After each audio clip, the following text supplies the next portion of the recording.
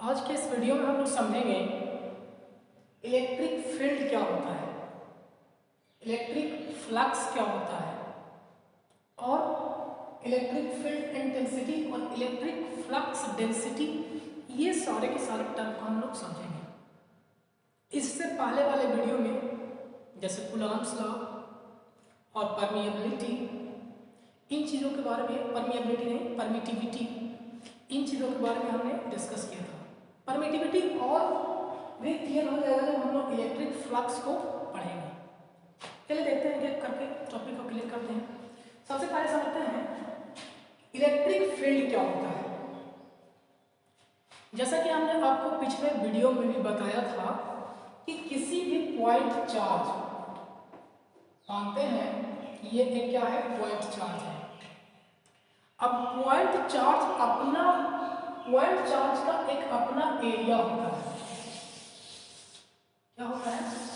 अपना एक एरिया होता है, जिसमें अगर किसी दूसरे चार्ज को कैसा भी हो, एक पॉइंट चार्ज यहाँ पे है क्यू कूलम मानते हैं, तो इसका एक अपना क्या होगा, एरिया होगा, एक स्पेस, यानी ये पॉइंट चार्ज है तो इसके चारों तरफ एक एरिया होगा, स्पेस होगा, जहां पे कोई अगर दूसरे चार्ज को लाया जाए तब इस चार्ज पे, यानी जिसको हम लाए उस पे ये अपना क्या करेगा, फोर्स को अप्लाई करेगा। ये फोर्स हो सकता है रिपल्सिव भी हो सकता है और अट्रैक्टिव भी हो सकता है, डिपेंड करता है किस प्रकार का चार्ज है। तो इलेक्ट्रिक फील्ड बोलते हैं कि वैसा स्पेस जहां पे एक पॉइंट चार्ज के द्वारा किसी दूसरे पॉइंट चार्ज पे क्या किया जाए, फोर्स लगाया जाए या फोर्स अप्लाई किया जाए, तब उस एरिया को हम लोग क्या बोलेंगे, इलेक्ट्रिक फील्ड बोलेंगे। अब इसी इलेक्ट्रिक फील्ड को रिप्रेजेंट करने के लिए, इसी इलेक्ट्रिक फील्ड को दिखाने के लिए कि हाँ ये इलेक्ट्रिक फील्ड इसका कहाँ तक है, इस चीज को दिखाने के लिए हम लोग लाइन का यूज करते हैं। किस चीज का यूज करते हैं? लाइन का यूज करते हैं। एक लाइन का यूज करते हैं, उसको क्या बोला जाता है, इलेक्ट्रिक फ्लक्स बोला जाता है। आई को शेट ठोक दीजिए, महाकाल का शेट ठोक दीजिए या इसी को इलेक्ट्रिक लाइन ऑफ फोर्स भी बोला जाता है। यानी इलेक्ट्रिक फील्ड को जिस लाइन के द्वारा या जिस लाइन ऑफ फोर्स के द्वारा दिखाया जाता है कि कितना फोर्स लगाएगा, यानी इलेक्ट्रिक फील्ड के वजह से ही तो किसी अलग चार्ज पे फोर्स लगाता है। एक चार्ज पॉइंट चार्ज यहाँ पे है, अगर यहाँ पे रखते हैं कि ये फोर्स लगाता है, तो जिस लाइन के द्वारा इसके फील्ड को दिखाया जाता है, रिप्रेजेंट किया जाता है, उस लाइन को हम लोग क्या बोलते हैं, इलेक्ट्रिक फ्लक्स बोलते हैं या इलेक्ट्रिक लाइन ऑफ फोर्स बोलते हैं। यहाँ पे कुछ बातें समझना है, जरा बताइए कि इसका जो डायरेक्शन होगा, ये पॉजिटिव चार्ज है, तो पॉजिटिव चार्ज से फ्लक्स निकलेंगे या इंटर करेंगे। पॉजिटिव चार्ज से जो फ्लक्स दिखाया जाएगा वो निकलता हुआ दिखाया जाएगा, यानी उस पॉइंट चार्ज के रेडियस के अलाउंग होगा, यानी जो भी यहाँ से फ्लक्स निकलेंगे इस पॉइंट के या रेडियस के अलाउंग होंगे, या बोले तो इस पे परपेंडिकुलर होंगे। जब ये पॉजिटिव चार्ज होंगे तो पॉजिटिव चार्ज से फ्लक्स निकलते हुए रहता है, यानी आउटवर्ड होता है। लेकिन यही अगर नेगेटिव चार्ज को दिया जाए तब फ्लक्स का डायरेक्शन किधर होगा, इनवर्ड होगा। और ये दिखाता है इलेक्ट्रिक फील्ड को, इसको दिखाता है इलेक्ट्रिक फील्ड को। अभी तो पता है कि इलेक्ट्रिक फ्लक्स इलेक्ट्रिक फील्ड को ही दिखाता है, यानी पॉजिटिव चार्ज के द्वारा जो फील्ड बनाया जाएगा वो आउटवर्ड की ओर बनाया जाएगा, लेकिन नेगेटिव चार्ज के द्वारा जो फील्ड बनाया जाएगा वो किधर बनाया जाएगा, इनवर्ड की ओर फील्ड बनाया जाएगा। ये था इलेक्ट्रिक फील्ड और इलेक्ट्रिक फ्लक्स। क्या जरूरी है कि इस पॉइंट से कितने फोर्स निकलेंगे, कितने लाइन निकलेंगे, कितने कोई लिमिटेशन है इसका? नहीं। या एक्चुअल में बोला जाए तो इस पॉइंट से कोई लाइन नहीं निकलता है। बात को समझिए, क्या इस पॉइंट से कोई लाइन निकलता है? नहीं, लाइन नहीं निकलता है। बस ये एज्यूम किया जा रहा है कि हम इस लाइन के द्वारा जो भी इसका फील्ड बनाया जा रहा है उसको रिप्रेजेंट करें। तो यहाँ इसको इसके आसपास कोई मटेरियल है या जो भी मीडियम है उस पर इसका फ्लक्स डिपेंड नहीं कर रहा है। बात को समझिएगा, हम बस रिप्रेजेंट कर रहे हैं इसके द्वारा फ्लक्स को, किसके द्वारा? लाइन के द्वारा। अब एक पॉइंट से कितने निकलेंगे, या ऐसे सवाल हो कि एक पॉइंट से या इस चार्ज सोर्स से या पॉइंट चार्ज से कितने फ्लक्स निकलते हैं, तो कोई लिमिटेशन है इसका? नहीं, कोई लिमिटेशन नहीं है इसका। तो इलेक्ट्रिक फ्लक्स, इन सारे को हम क्या बोल रहे हैं? Electric flux. यहीं पे एक टर्म आता है ट्यूब ऑफ फोर्स।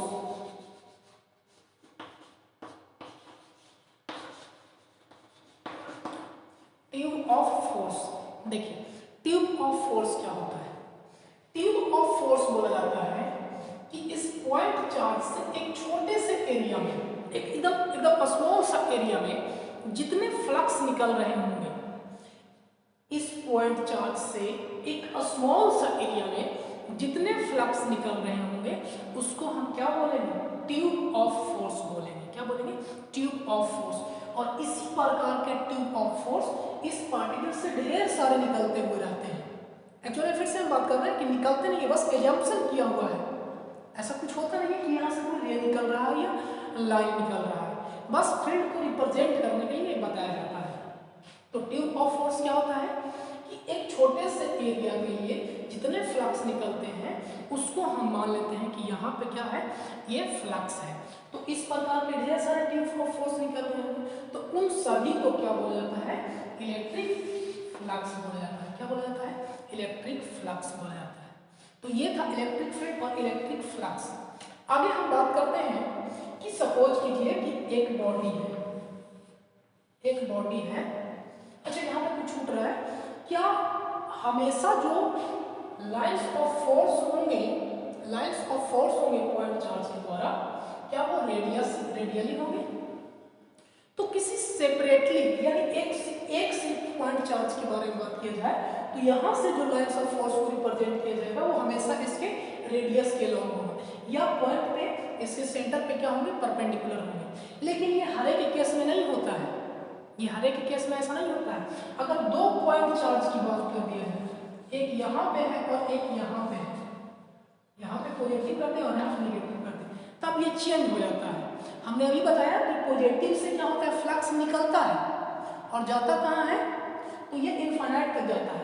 एक्चुअल में अगर एक पॉइंट सोर्स की बात की जाए तो इसका यहाँ से जो फ्लक्स निकलते हैं वो जाते कहाँ हैं? नेगेटिव के पास ही जाते हैं, लेकिन वो नेगेटिव है कहाँ? नहीं पता है, इनफाइनाइट तक है। तो इसीलिए यहाँ से जो फ्लक्स निकलते हैं वो इनफाइनाइट तक जाते हैं, इसलिए वो इसके क्या होते हैं? परपेंडिकुलर होते हैं, या इस पॉइंट पे परपेंडिकुलर होते हैं, रेडियस के लॉन्ग होते हैं। लेकिन जब दो चार्ज की हम बात करते हैं तो यहाँ से फ्लक्स निकलेंगे, और इसके पास चले जाएंगे। फ्लक्स का डायरेक्शन क्या होगा?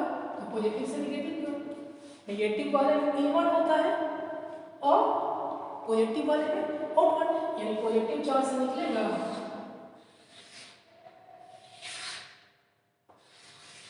और नेगेटिव के पास चला जाएगा। ये था। तो हर एक केस में पॉइंट चार्ज के लिए सिर्फ जो चार्ज होते हैं वो क्या होते हैं? परपेंडिकुलर होते हैं उसके पॉइंट पे या सेंटर पे।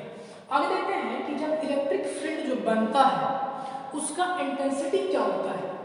इलेक्ट्रिक फील्ड यानी इलेक्ट्रिक फ्लक्स सेटअप करने में टाइम कितना लगता है? और फिर सपोज कीजिए कि यहाँ पे फ्लक्स है, यहाँ पे पॉइंट चार्ज है, तो यहाँ पे कितना फोर्स लगाएगा, यहाँ पे कितना फोर्स लगाएगा? तो ये फोर्स लगा किसकी वजह से रहा था? इलेक्ट्रिक फील्ड की वजह से। और चूंकि हम लोग जानते हैं कि जैसे जैसे यहाँ से दूर जाते हैं तो उसका फोर्स का वैल्यू क्या होता है? कमता है। हम लोग ये बात जान रहे हैं कि इस पे फोर्स जो लग रहा है इलेक्ट्रिक फील्ड की वजह से लग रहा है, और जैसे जैसे दूर जा रहे हैं, जैसे जैसे इस पॉइंट चार्ज से दूर जा रहे हैं, फोर्स का वैल्यू कम रहा है, यानी जिसकी वजह से फोर्स लग रहा था वो वाला वजह कम रहा होगा। और चूंकि हम लोग जानते हैं कि फोर्स लग रहा था इलेक्ट्रिक फील्ड की वजह से, इलेक्ट्रिक फील्ड पर यानी इस पॉइंट चार्ज से जैसे जैसे हम दूर जाएंगे तो इलेक्ट्रिक फील्ड का वैल्यू क्या होगा, रिड्यूस्ड होगा। लेकिन कितना रिड्यूस्ड होगा, इस पॉइंट चार्ज के सेंटर से इस पॉइंट पे कितना इसका फील्ड का वैल्यू होगा, उसी को क्या बोल रहे हैं, इलेक्ट्रिक फील्ड इंटेंसिटी। क्या बोल रहे हैं, इलेक्ट्रिक फील्ड इंटेंसिटी। इस पॉइंट पे कितना इसका इंटेंसिटी होगा, तीव्रता होगा, इस पॉइंट पे कितना होगा, आगे और अगर बढ़ा जाए तब कितना होगा, और फिर वहां पे उसका डायरेक्शन क्या होगा इलेक्ट्रिक फील्ड का। तो इस चीज को हम लोग क्या करेंगे, कैलकुलेट करेंगे। इलेक्ट्रिक फील्ड इंटेंसिटी क्या है, इलेक्ट्रिक फील्ड इंटेंसिटी बोला जा रहा है कि इस पॉइंट चार्ज से किसी भी इसके फील्ड में, किसी पॉइंट पे इसका जो स्ट्रेंथ है, इलेक्ट्रिक फील्ड का स्ट्रेंथ, इसको इलेक्ट्रिक फील्ड स्ट्रेंथ बोलते हैं। तो उसी चीज को यानी कितना इसके पास स्ट्रेंथ है फोर्स लगाने का, इसको हम लोग क्या बोलेंगे, इलेक्ट्रिक फील्ड इंटेंसिटी बोलेंगे। तो उसका हम वैल्यू कैलकुलेट करेंगे। इस चीज का वैल्यू कैलकुलेट कैसे करेंगे, इस चीज को हम लोग देखते हैं। लेकिन थोड़ा सा बात समझिए, मानते हैं कि ये एक बॉडी है, अभी इस पे कोई चार्ज नहीं था, इस पे क्या था, कोई चार्ज नहीं था, लेकिन सडनली इस पे क्या किया गया, चार्ज क्रिएट किया गया। चार्ज क्रिएट किया गया कहने का मतलब क्या, इस पे चार्ज लाया गया और ट्रांसफर किया गया। ट्रांसफर कैसे करना है वो पता है, किसी बॉडी से यहाँ पे, किसी बॉडी पे या तो फ्रिक्शन के द्वारा या कंडक्शन के द्वारा या इंडक्शन के द्वारा हमने इसमें चार्ज क्रिएट कर दिया। तो आपको पता है कि जैसा ही यहाँ पे चार्ज क्रिएट होगा तो ये अपना फील्ड बनाएगा। क्या करेगा, ये अपना फील्ड बनाएगा। एक्चुअली में क्या ये फील्ड इस तरीके का होता है, सर्किल के जैसा होता है नहीं, ये पूरा का पूरा स्फीयर है, ये चारों तरफ फील्ड बनाता है, इधर इधर इधर इधर, यानी चारों डायरेक्शन में फील्ड बनाता है। स्फीयर के जैसा है, गोलाकार है, ना कि ये वृत्ताकार है। समझिएगा बात को, बस रिप्रेजेंट करने के लिए इसको कैसे लिखा सकते। तो ये एक बॉडी है, ये अपना फील्ड सेटअप करेगा। तो सेटअप करने में टाइम कितना लगेगा, बात समझिए, टाइम कितना लगेगा। तो टाइम फील्ड सेटअप करने में किस डिस्टेंस पे, यहाँ से मान लिया जाए कि कितना रेडियस पे यहाँ तक पहुँचने में, इसका फील्ड यहाँ सेटअप करने में, यहाँ सेटअप करने में, बताइए कि सबसे दूर कहाँ, किसमें ज़्यादा टाइम लगेगा, दूर वाले में टाइम लगेगा। तो इसका जो टाइम होता है वो होता है R/c, यानी जैसे जैसे रेडियस का वैल्यू आप बढ़ते जाइएगा वैसे वैसे टाइम का वैल्यू ज़्यादा हो जाएगा। यहाँ पे c क्या है, तो स्पीड ऑफ लाइट, लाइट का क्या है, लाइट का स्पीड है, यानी फ्लक्स को सेटअप करने में r डिस्टेंस पे कितना टाइम लगेगा, R/c। तो ये था फ्लक्स को सेटअप करने में लगा टाइम। आगे हम लोग पढ़ते हैं कि किसी भी पॉइंट पे फील्ड का इंटेंसिटी या उसका स्ट्रेंथ कितना है, निकाला कैसे जाएगा, तो उसके लिए देखते हैं। सबसे पहले इसको मिटा देते हैं। तो इलेक्ट्रिक फील्ड को स्ट्रेंथ को पता करने के लिए कुछ एक्सपेरिमेंट किया जाता है। जैसे ये एक पॉइंट चार्ज है,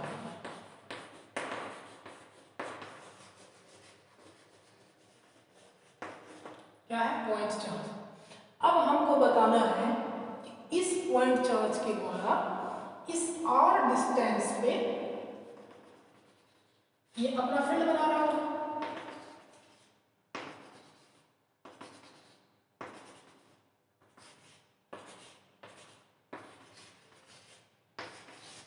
ये अपना फील्ड बना रहा होगा।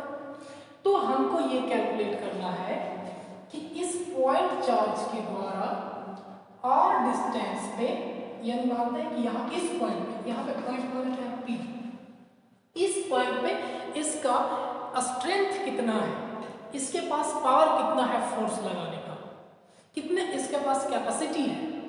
तो इस चीज को पता करने के लिए बताइए, हम फोर्स लगा रहे हैं किसी चीज पे, तो पता कैसे चलेगा, जब तक कि कोई बॉडी नहीं रखा हो, वो मेरा फोर्स को एक्सपीरियंस नहीं कर पाएगा, तब तक पता कैसे चल पाएगा यहाँ कितना फोर्स लगा रहा है। इस चीज के लिए यहाँ पे सोर्स चार्ज है, इसको हम लोग बोलेंगे,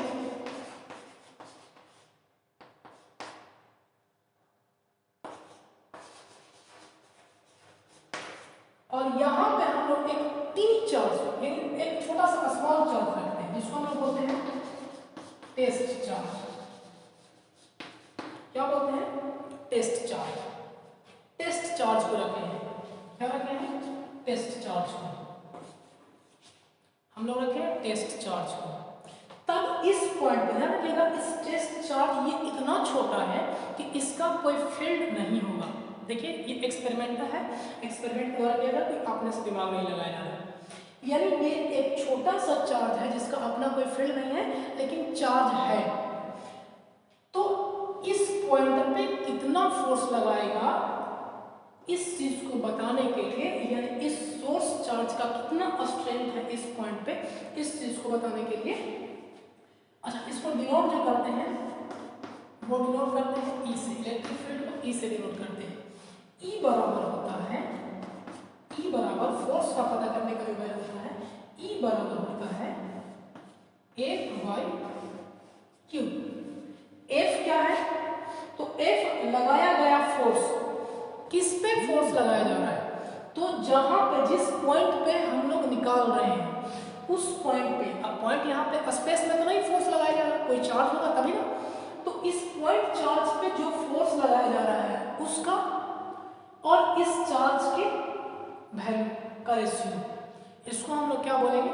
इलेक्ट्रिक फील्ड स्ट्रेंथ। यानी किसी पॉइंट पे इलेक्ट्रिक फील्ड का वैल्यू को, इलेक्ट्रिक फील्ड से हमारा इलेक्ट्रिक फील्ड स्ट्रेंथ या इलेक्ट्रिक फील्ड इंटेंसिटी, यानी इस पॉइंट पे r डिस्टेंस पे कितना वैल्यू होगा इस चीज का, उस चीज को कैलकुलेट करने के लिए क्या है, E बराबर F बाई क्यू।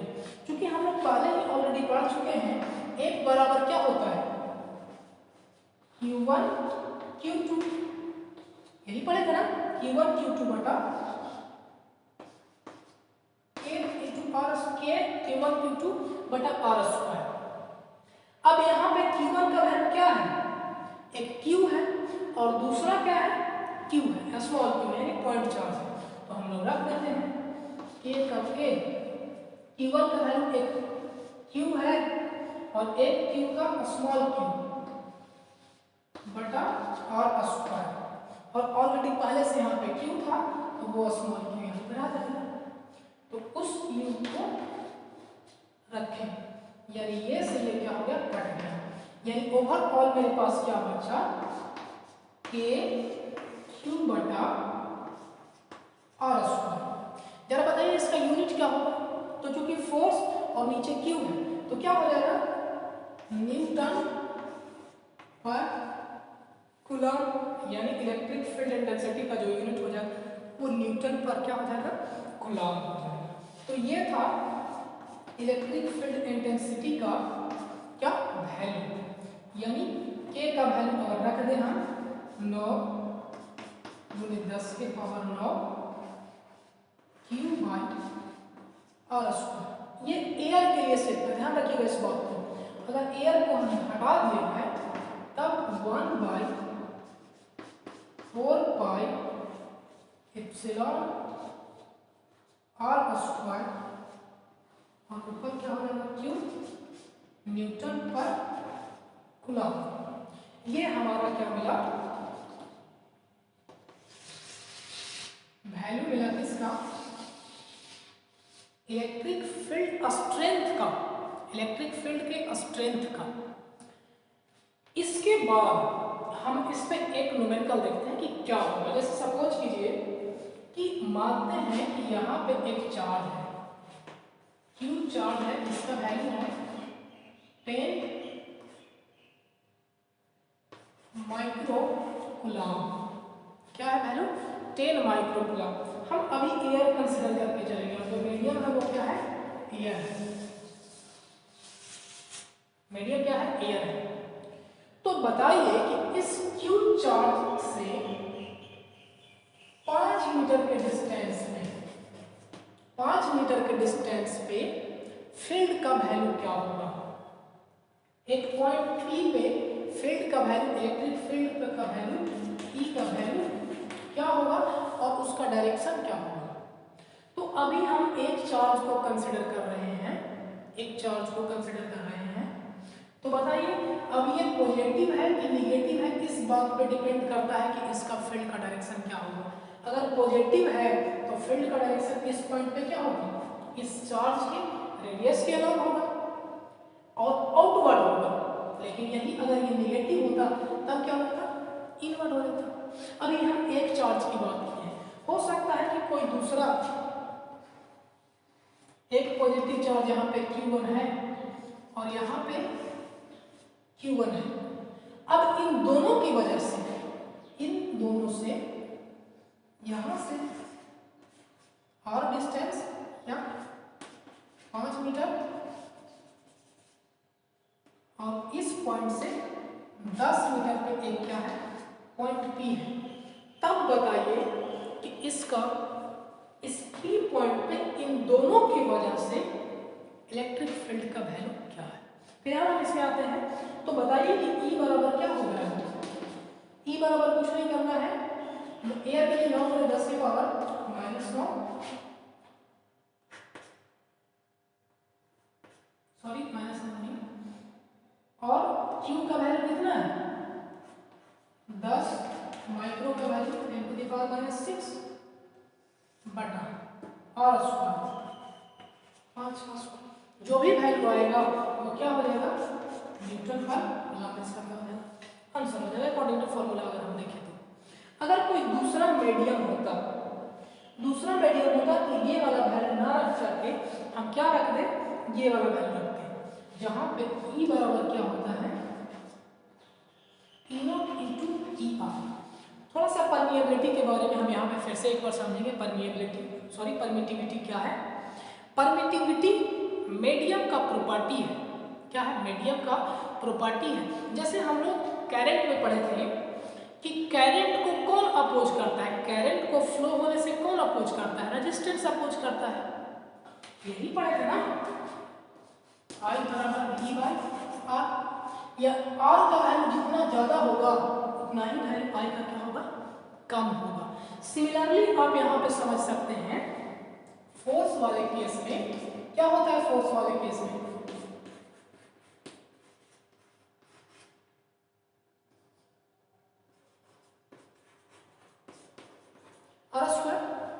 तो इस वाले केस में इसके बदले अगर हम सिर्फ परमिटिविटी अब लिखें तो ये इस वाले के जैसा ही रेजिस्टेंस के सिमिलर है क्या परमिटिविटी, लेकिन रेजिस्टेंस रोकता था करंट के फ्लो को और ये परमिटिविटी रोकता है किसको इलेक्ट्रिक फील्ड को बनने से रोकता है। अब बोलिएगा यहाँ पे तो फोर्स था, तो फोर्स किसकी वजह से लगा था इलेक्ट्रिक फील्ड की वजह से तो लग रहा था। यानी किसी मीडियम का मटेरियल का वैसा प्रॉपर्टी जो इलेक्ट्रिक फील्ड को बनने को क्या करता है अपोज करता है, क्या करता है विरोध करता है। यानी इलेक्ट्रिक परमिटिविटी का वैल्यू जितना ज्यादा होगा, परमिटिविटी का वैल्यू जितना ज्यादा होगा उतना ही फोर्स का वैल्यू क्या होगा कम होगा। और सबसे कम परमिटिविटी का वैल्यू जो होता है वो किसका होता है एयर का या वैक्यूम का, इसका वैक्यूम का। कितना होता है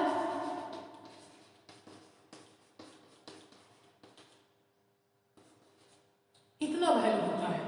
अब किसी दूसरे मीडियम को हमको दिखाना है कि किसी मीडियम का वैल्यू, चलिए ई को हम EM रख देते हैं, EM रख देते हैं किसी मीडियम का, उसका वैल्यू कितना होगा परमिटिविटी का वैल्यू उसका कितना होगा। तो उस परमिटिविटी को दिखाने के लिए हम उसके स्पेशल वैल्यू ना निकाल करके हम ये बता देते हैं कि एयर से कितना ज्यादा है या वैक्यूम से कितना उसका वैल्यू ज्यादा है। तो वैक्यूम का हम लोग क्या बोले E0 बोले, वैक्यूम का वैल्यू कितना होता है परमिटिविटी का वैल्यू E0। और किसी मीडियम का वैक्यूम से कितना ज्यादा है ER, E टाइम्स 2 गुना ज्यादा होगा तो ER का वैल्यू क्या हो जाएगा 2 हो जाएगा। 3 गुना ज्यादा होगा किसी मीडियम का 3 गुना हो जाएगा। बस यही दिखाता है क्या परमिटिविटी दिखाता है। यानी परमिटिविटी क्या है किसी मटेरियल का प्रॉपर्टी है जो इलेक्ट्रिक फील्ड को अपोज करता है, बनने से क्या करता है अपोज करता है, उसको क्या बोलते हैं लोग परमिटिविटी बोलते हैं। अगर परमिटिविटी एयर को हम लोग ले या वैक्यूम को ले तो उसको एब्सोल्यूट परमिटिविटी बोल देते हैं, किसी मीडियम को ले तो सिंपली परमिटिविटी बोलते हैं। और इन दोनों के रेशियो को मीडियम के, अच्छा ये बात यहाँ कर दीजिएगा, तब क्या हो जाएगा इसी को तो रिलेटिव परमिटिविटी बोल रहे थे, यानी EM बाई ई नोट, या ई नोट, या ई नोट एक्चुअली ये ई नहीं होता, एप्सिलॉन बोलते हैं इसको, epsilon m by epsilon naught, इन दोनों का रेशियो हम लोग क्या बोलेंगे, रिलेटिव परमिटिविटी बोलेंगे। How many times of relative permittivity of medium to the permittivity of air, इसी चीज को हम लोग क्या बोलेंगे, रिलेटिव परमिटिविटी बोलेंगे। तो ये था इलेक्ट्रिक फील्ड इंटेंसिटी। यहीं पे एक टर्म आता है इलेक्ट्रिक फ्लक्स डेंसिटी। ध्यान रखिएगा, जब हम इलेक्ट्रिक फील्ड इंटेंसिटी निकाल रहे थे तो इस टर्म को देख करके आप बताइए कि क्या ये मीडियम पे डिपेंड कर रहा था या नहीं कर रहा था। बिल्कुल कर रहा था। आप इस ई के वैल्यू को देख सकते हैं, ई में यहाँ पे एप्सिलॉन यानी परमिटिविटी आ रहा था, और परमिटिविटी किस पे डिपेंड करता है, मीडियम पे डिपेंड करता है। यानी इलेक्ट्रिक फील्ड का जो कितना इंटेंसिटी होगा, इलेक्ट्रिक फील्ड का कितना इंटेंसिटी होगा, ये किस बात पे डिपेंड करता है, उस मीडियम पे डिपेंड करता है।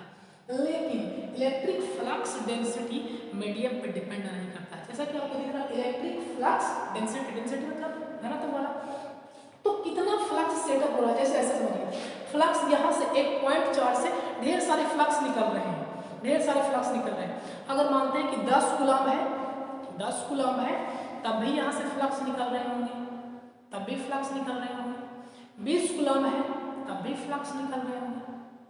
लेकिन यहाँ पे अगर इंटेंसिटी की बात किया जाए तो उस फ्लक्स के पास कितना कैपेसिटी है वो दिखाता है electric field intensity.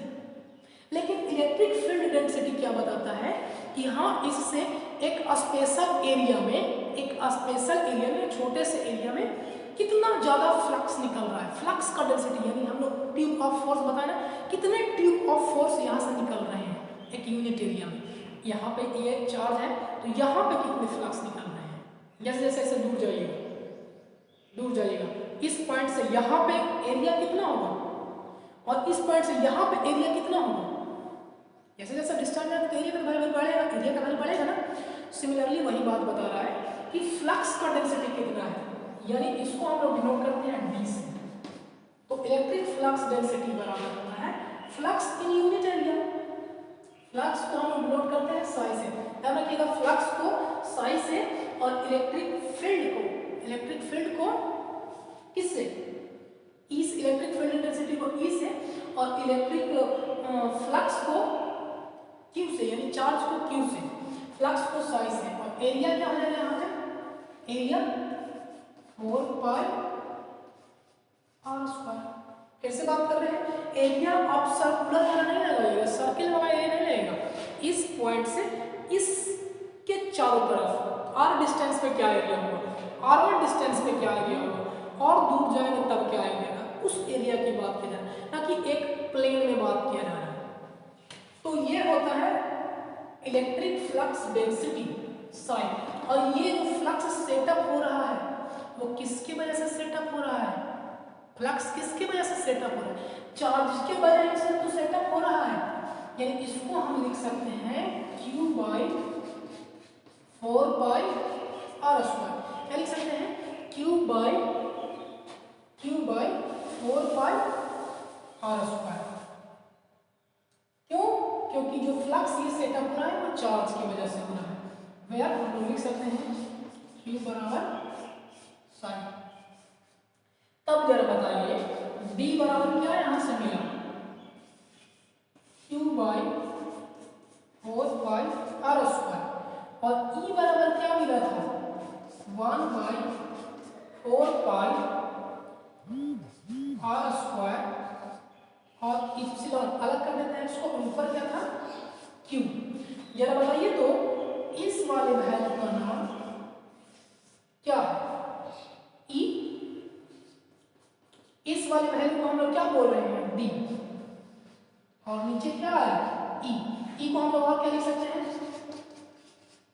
E not into E R.